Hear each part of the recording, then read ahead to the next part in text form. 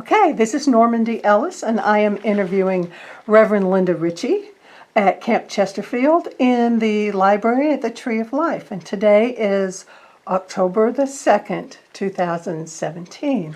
Thank you for being with us, Lynda. It's my pleasure. Yeah, so could you tell me a little bit about when you first came to Camp Chesterfield before you lived here? Oh gosh, yes. It was in the 1980s that I came. It doesn't seem too long ago, but numerologically it is. It seems like forever ago. Yes, it was probably in 1986 is when I first came. Reverend Rev Brown and my mother were very good friends, and she told me all about camp, sitting in her development classes, and so I decided, well, that's something I would like to do, and I asked her all about it. Can anybody come, and can we stay there, or do we have to drive back and forth from, we lived in Indianapolis at the time, and so she's the one that got me started coming to camp.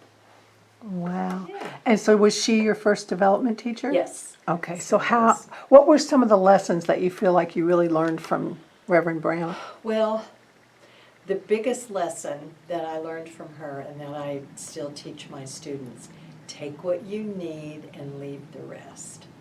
And that says it all to me, because there's no way we can comprehend and understand everything. And depending where we are in our development and in our progression, we don't need everything right away. So she taught me to take what we need now and leave the rest, and we'll be able to come back to it. Okay, and how many years did you study with her? Oh gosh, well really until she passed away this year. Wow. It got less and less as she didn't come to camp as often, but yeah, until she passed away. Okay. And who were some of the students in your class with her that you remember? Oh gosh, one of the biggest students in our biggest, well, not really, but Vicki, Reverend Vicki Corkell was there in class. The ones we had here on grounds, and the ones that she had off grounds in Greenwood and Indianapolis, where I'm from. Before we moved, there were students who didn't get to come to camp, but the ones who were here, Barbara Loft was in our classes, and we just had a great time. Oh, that's cool. Can you tell me about your first experience on the platform? Oh, well, yes. We never forget those first experiences, do we? Like every student, I was almost petrified, but my first experience was as a chairperson. And I remember I wasn't real good at impromptu prayers. And I thought about what am I going to do? Standing behind the podium, you can have your things written out. But I was most concerned about how I was going to pray over the offering. So I had a little sheet of paper, and when I put my hands out to pray over the offering, I dropped that little piece of paper in here with the prayer on it. Yeah. Much better than writing it on your hand. Yeah. So yeah, that was my first experience on the platform. Okay. Yeah. And what year was that? Oh, do you gosh, remember? Normandy, I don't remember. It had to be in the 90s. Yeah, so you had been into this for a couple of years before you started getting on. Oh, I rattled around here for 7 years before I decided I was going to become certified or anything. People would say, well, when are you going to test, and when are you going to be certified? And I said, no, I will never do that. I just do it for my own personal growth, and now look. Right, So, right. Now yeah. you're the dean of education. Yeah. So what changed your mind? Was there one event or? No, there wasn't an event. I think it comes with understanding and maturity. And I thought, this is really what we talk about getting that calling, and I didn't have it for all those first years. Mm-hmm. And when it came, I understood it, and I knew what I Right. needed to do. Okay. Had you moved to the grounds by that time, or did you move thereafter? No, we moved here, let's see. I was ordained after we moved here, Mm-hmm. because we've been here for 20 years. Wow. Yeah, so I had already received my other certifications, but I was ordained after we, is that right? I think so, after we moved here. Oh, yeah. Okay. And so you've been on the grounds for 20 years. What changes have you seen on the grounds in 20 years? Well, the landscape, not much, and I love that. It's camp has been here for 131 years, and the landscape really, the architecture, it hasn't changed. The landscape hasn't changed, and that's wonderful. Why try to fix something if it's not broken?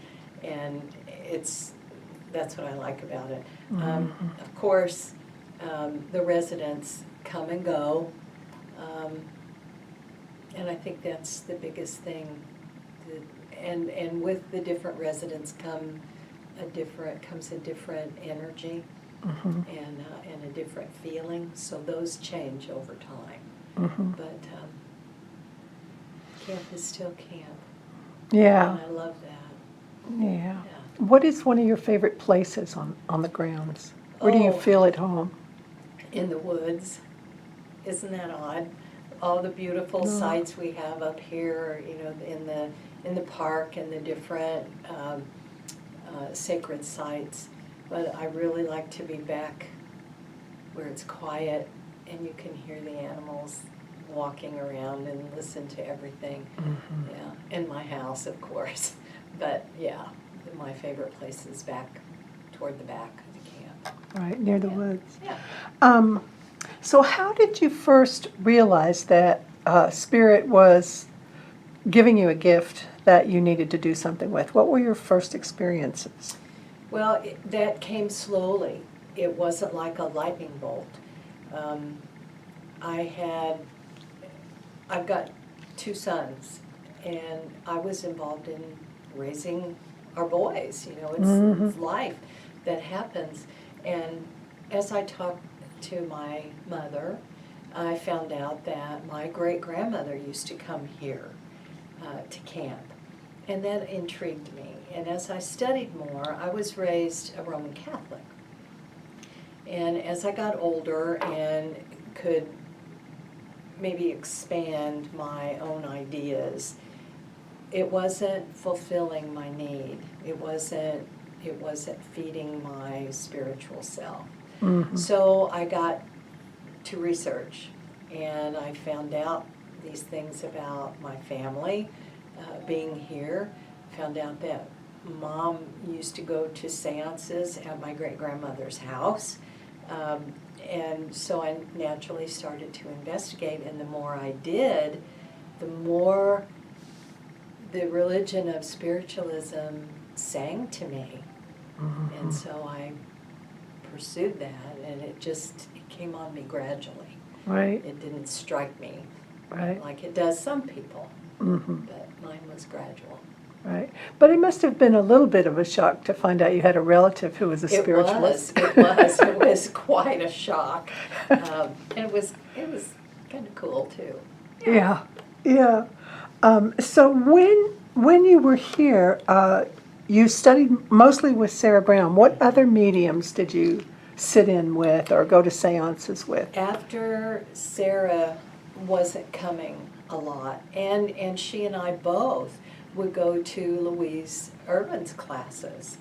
And as Sarah pulled back from camp as she had to, the more I sat with Louise and would go to her classes. And so really, and there's a funny story too, right after I first got here, our program book came out. And of course, we all look in the program book to see when we're scheduled and make sure we know what we're doing.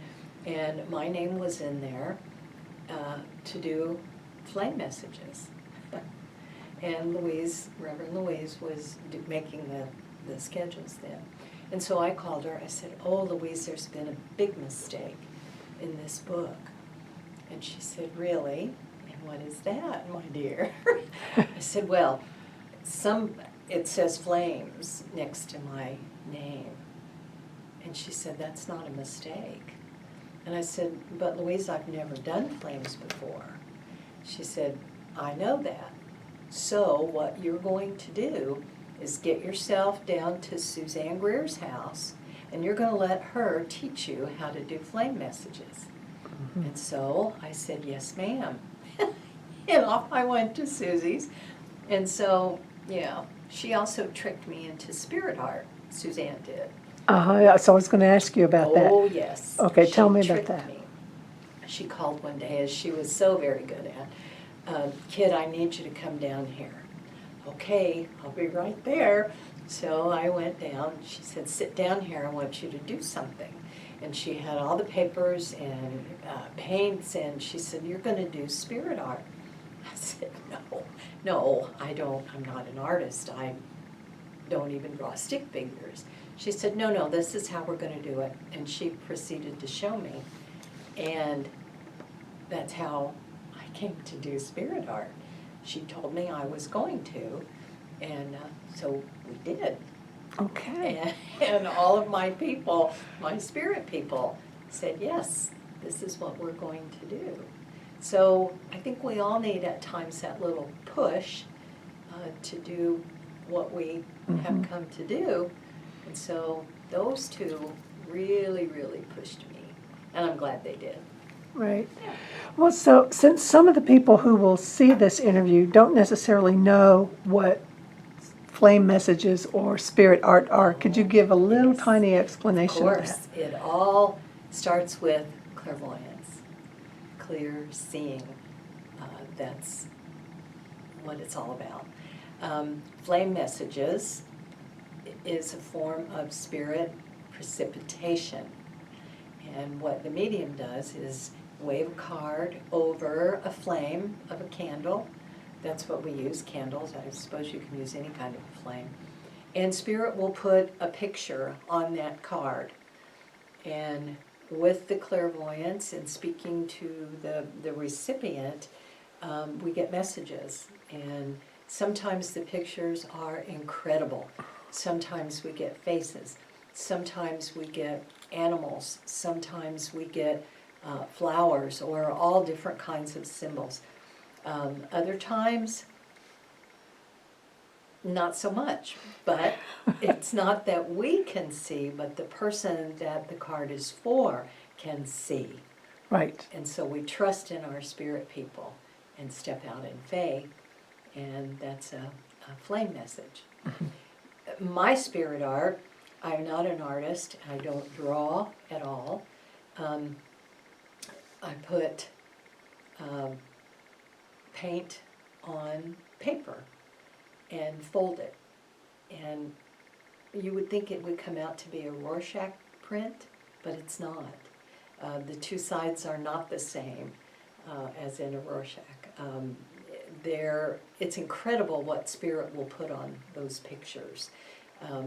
Mine is done in about 3 different steps because it's so wet. The paint I use is very wet. I can't do it on the platform like a lot of mediums do. So I do it during the week before I have to present it at a service. And we sit down, we meaning me and my spirit people, and we sit down and they direct me to what colors to use and where to place it. And sometimes I look at it and think, oh, okay, I don't have a clue about this. And I set it aside, and it has to dry. And then the day before I present the art at church, I sit down again with my people and the art, and they give me what's on the pictures. They say, this is, for instance, an owl. I think, okay. and sometimes I can see it. Sometimes, again, it's stepping out in faith because I don't see it. But that's what they tell me. Right. And then when we get to church, we use clairvoyance, of course, to get to the recipient of the picture. And then that connection happens and the message comes. And I'm grateful. Right. Tell me a little bit about your work as the Dean of Students, because that's been what most people know you for. Yeah. And when they first come to Camp Chesterfield, they're introduced to you because you're the one who says this is your program. Yeah. So, Yes. but can you tell me how that's evolved and all of that work? Certainly. Yeah, thanks. Dean of Education is, I think I found my niche. I love it. It has evolved tremendously since I first started coming here. When I first would come to classes, we would get a little trifold piece of paper. Number one, we didn't know when the classes were going to be offered. We'd just show up. We'd call, when is the class, when is seminary going to be? All right, and then we'd come and we'd look at this little trifold piece of paper and decide what it is we wanted to take. And that's how we did it. And there wasn't a laid out really plan. Our whole academic program has evolved since the 1940s.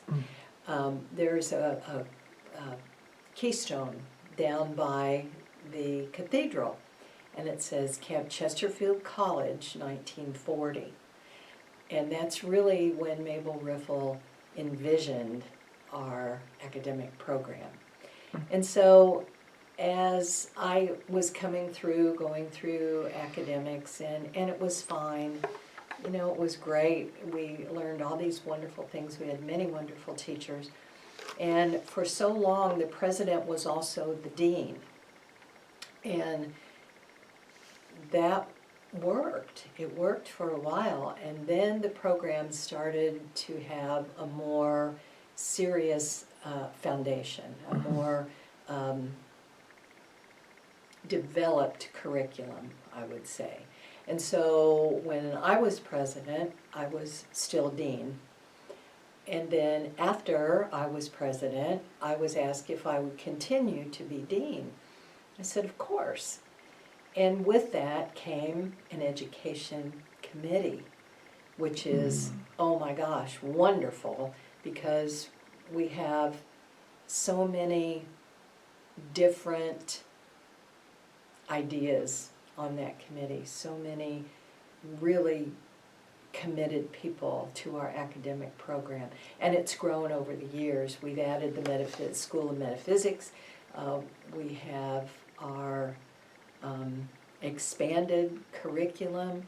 We have very definite paths now for spiritual seeker, medium missionary, associate minister, ordination, and the 3 levels, and spiritual healing, and the 3 levels of metaphysics. So it has really come a long way over these past probably 15 years or so. And I love it, and it's getting bigger and better every year. It's exciting. Yeah, it is exciting. It's very exciting. Right. Yeah. Yeah. Can you say a little bit about what some of your favorite classes were that you took as you were coming up? Oh, that I took. Well, I loved all the mediumship classes, of course. We did not have the Intro to Trance class. I would have loved that. But my favorite classes, one of my favorites was the history of Camp Chesterfield. Not so much spiritualism, because I mean that goes way back, but the history of camp just fascinated me. I loved that. So, and we don't have a specific history of camp class, but we Yeah. have history of modern spiritualism, which our history is included. So, yeah, I like those. Right. The other thing that has happened since you've been here these 20 years is that Spirit Fest, which includes tons of people in the metaphysical community and readers and mediums, healers. Yeah. Talk a little bit about how that idea came to you and then how it's developed. Well, I will tell you, this is the brainchild of Reverend Terry Ryan. He came up with this idea 15 years ago. 2017 was our 15th year. So he had this wonderful idea about basically a street fair. And a few of us got together and we put our creative minds together and came up with kind of an idea. And every year, Spirit Fest has gotten bigger and bigger and better and more well-known in the tri-state area. This last 2017, we had over 1,000 people through the ground, through our gates in 2 days. And that's wonderful. We introduce people to camp. They say, well, we've never heard about this before until now. And we have, like you said, we have mediums and healers from all over the Midwest and beyond. We had some people from Alabama this year, and all over the state, all over the country. Vendors come from everywhere to show us their wares, and they're all very creative, and they're such neat people. They're all like-minded people, and so yeah, it's I've been involved with it ever since its inception, for 15 years. Wow. And it's wonderful. I love September because that's always when it is. So yeah. And who were some of the more special invited guests over the years, if you could remember, so people can... For Spirit Fest? Yes. Oh gosh, well, last year we had the Crystal Skull, Bill Holman. We had the Tibetan monks one year. And really, the events this year, we had Jerome Joachim with his John of God crystal bed. And really, the special event person or special event has been recent. We didn't have it starting. It was just special enough. But and again, because we want to expand and reach out to more people, then we started having these special things. We have one of the things we added was sacred sites walking tour, because there's so many sacred sites here on grounds, and of course we give people little brochures when they come, and there's signage around and arrows pointing to the different sites. Right. And we've added Native American experience, because we have a lot of Native American people who come to camp, and it's just what they give to us. And of course these grounds are very sacred grounds from Native American heritage anyway, and so we've added those things, and those are very special too. Okay. Yeah. Tell me a little bit about, you're one of the mediums who happens to have a spouse on the I grounds. do. Yes. And I'm sure that was eye-opening for Marty when he first came. So are there some things that you can tell couples who might want to come and visit? It helps tremendously to have a supportive, like-minded spouse, because when you get here, number one, there's a special reason you're here. And I know for me, it takes up most of my time to be involved in camp, to be a medium, to be a minister, to be the dean of education, to be the Spirit Fest coordinator. It takes up a lot of time. And of course, you know, we volunteer. And it takes a spouse a lot of understanding that it really is a calling and not just something you want to do. Of course, Marty is a wonderful healer. He won't tell you that he is. He's a pretty good medium. He won't tell you that he is. And he's also handyman, groundskeeper. You know, something breaks, they call Marty. The toilet's backed up, they'll call Marty. The water isn't working, they'll call. He's put on roofs, he's to the buildings, you know, he fixes all the machinery that breaks down, but that's his calling to help camp. He calls himself a Chesterfield husband. Yeah. So, I'm just a Chesterfield husband. And I could just smack him for that because he gives so much to camp as well. He really does. And so it is teamwork.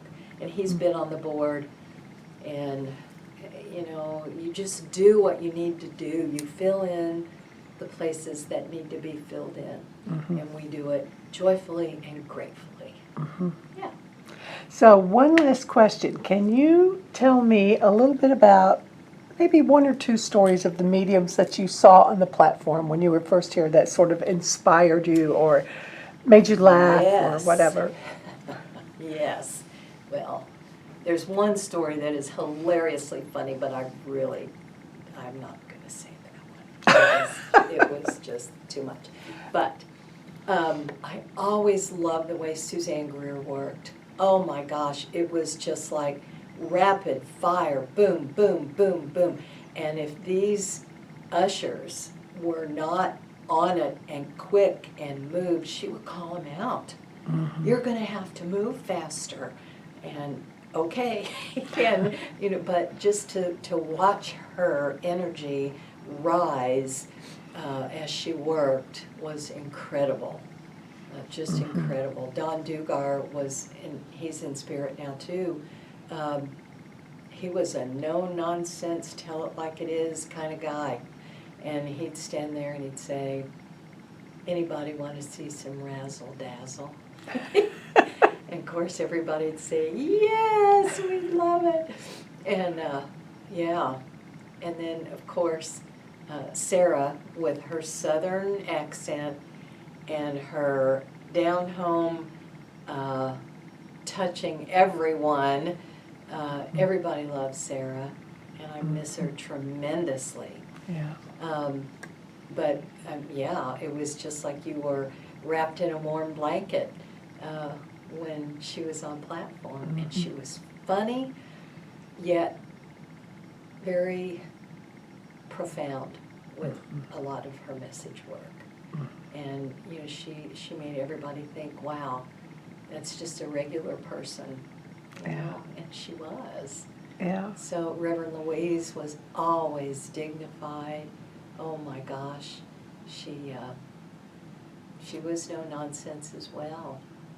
But boy, when you got a message from her, you knew it was from Spirit. Yeah. Yeah. So, yeah, and oh my gosh, I have so many stories about the students on platform. I know one about Normandy Ellis. Oh, what was that one?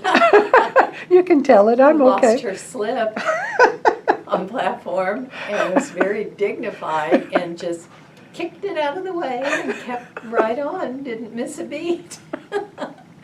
See, I have wonderful stories from our students like that.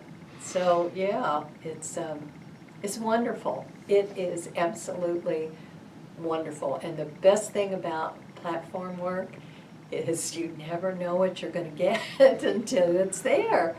Right. And I love it. Yeah, with all the students and all the different mediums, it's just, oh. It's great. It makes my soul sing. Yeah.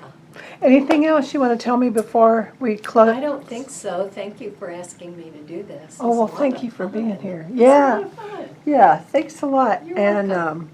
we'll make a copy for you. Oh, good. Thank you.